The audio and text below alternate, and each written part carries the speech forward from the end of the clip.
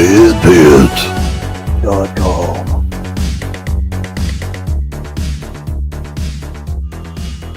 Howdy, folks. Creepy Kentuckian back here. Hi, this is the Captain B-Plan. Aye, Captain! We got What's up? Season 2, Episode 3 of Creepshow, the TV series, and Shudder. Shudder TV series. So we've been going Taurus through Entertainment. We've been going through these from the Doodleson clan. Yeah, I saw the Doodleson's name on there. I'm sure they haven't done a damn thing. Now they're collecting that money. That's a good thing. Yep. So, yes, Episode 3, The Right Snuff, and Sibling Rivalry are the episodes here. So we're going to dive right into it. The Right Snuff starts off directed by Joe Lynch, and I knew we was in trouble when I saw his name. He directed such classics as Wrong Turn 2, Deadhead, and Chillerama. It's got our good buddy Wet Movie in it. Wet Movie? Wet Movie's in it. He has a cameo. Wow. Big deal. Big time. So this one stars a couple people I recognize. Breckin Meyer, who plays Ted. Yeah, Ted. You remember Breckin Meyer? He was in Clueless and Road Trip, and he was in a Nightmare on Elm Street movie too. One of the later ones, I think. Freddy's dead. No! In 3D. And Ryan Quanten is the other guy. Do you remember him, Steve? He plays Alex. These two guys are astronauts. Right. They're in a vehicle testing some gravity device. And I couldn't ever figure out in this episode, too, because it's in outer space, right? It's the first Creepshow episode ever, out of the planet. Right. Is it set in the 60s, or what's the... It's definitely not modern, because they've got, like, the old school hairdos and spectacles and all that stuff. Did you get that feeling at all?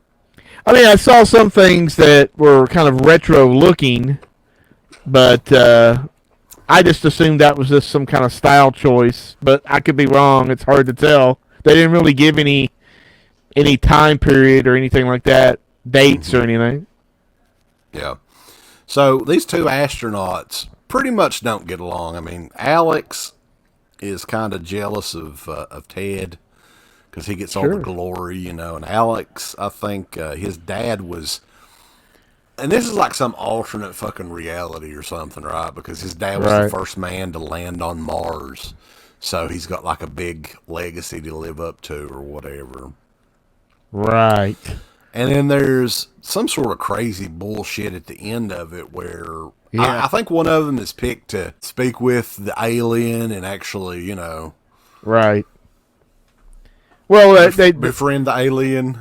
They thought they were going to get hit by some kind of meteor or asteroid, but it turned out to be an alien ship, and then Mission Control tells them that Ted's going to be the one to, and of course, what's his name? Scott?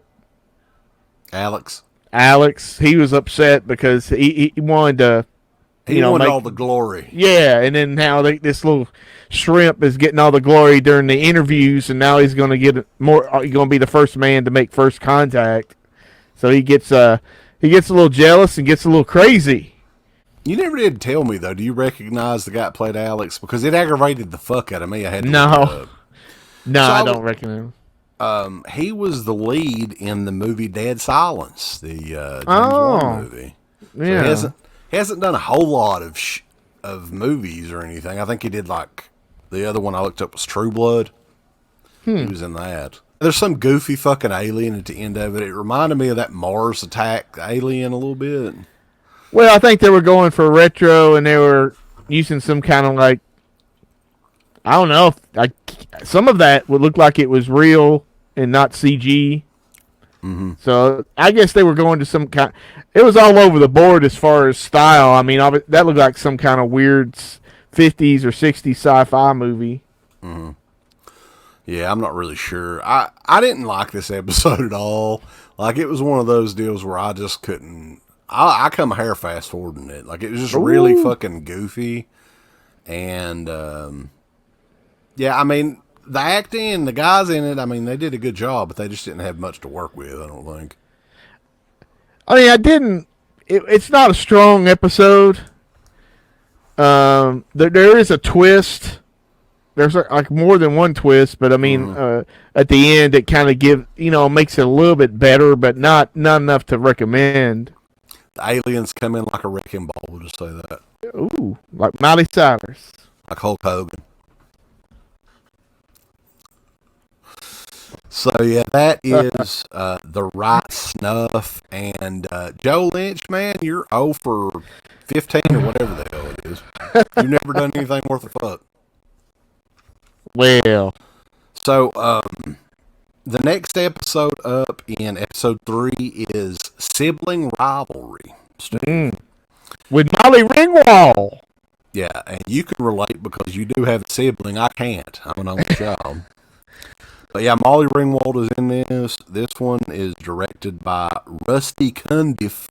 Ooh! Who, Dean's son? I don't know. I think Tales from the Hood was the movie that he did that people know of. I'm not a fan of that movie, to be honest with you. Sorry, Rusty. And I'm not a fan of this episode. It's another one.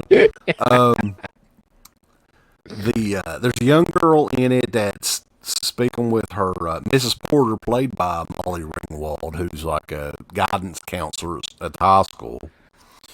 And she's convinced that her brother is out to kill her. Yeah. And this is another one where there's another twist in this one. The brother isn't the killer. Someone else is. And I don't know. It's a vampire sort of deal. We'll say it's a lot of flashbacking and kind of a John Hughes little feel to it, or like a real modern John Hughes movie if there was one. Yeah, kind of. Molly Ringwald's looking kind of rough, man. Yeah. I mean, I gotta admit, back in the day, now she was something else, but I don't know about now. She's starting to look like a ass. It happens, unfortunately, unless you can afford the good stuff. Yeah, and I'm guessing she can't. It's the first thing I've seen her in quite a while. I will say that now they did do some not your typical vampire look in this, or vampire makeup, CGI, whatever you want to call it. I thought they did a pretty decent job with that. There were parts of it that you could definitely tell were computer generated. There's a tongue that looked real bad.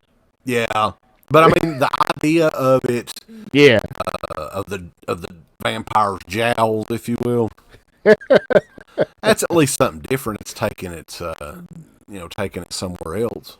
When she's talking about her friend trying to come on to her, and, in her memory, it was that was different than what actually happened. And I mean, it's not terrible. I actually watched it before I was getting ready to go somewhere, and I just decided, heck, I'll just watch the rest of this, see what happens. So it kept my interest. Usually, I mean, so I don't know. It's still kind of a mediocre.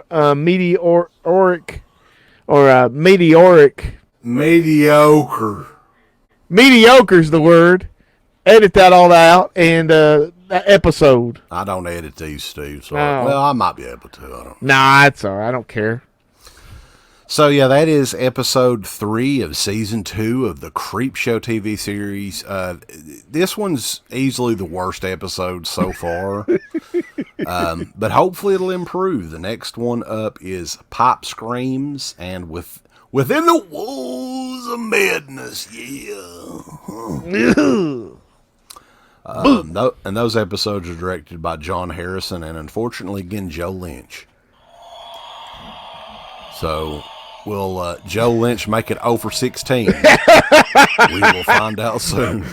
Will his buddy Adam Green help? Yeah. So, sleep over.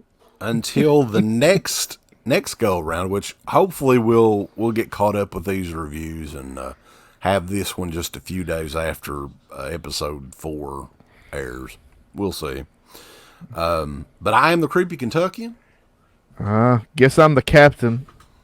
Got your fucking hat on, buddy. Where in the hell is it? There you go. Now you're the captain. I'm the captain now. At ease. We will catch you next go around. And be sure to rate, comment, subscribe, below us and everything Like it. Here on DEADPIT. .com!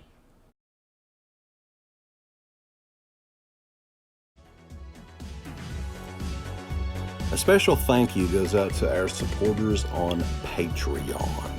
The Patreon website has a complete archive of the DEADPIT Radio shows starting way back in 2005, in addition to all of the midweek shows archived, commentaries, all that good stuff. If you're interested, and we appreciate all the support, go to www.patreon.com/IntoTheDeadPit. Tiers start as low as $1 per month.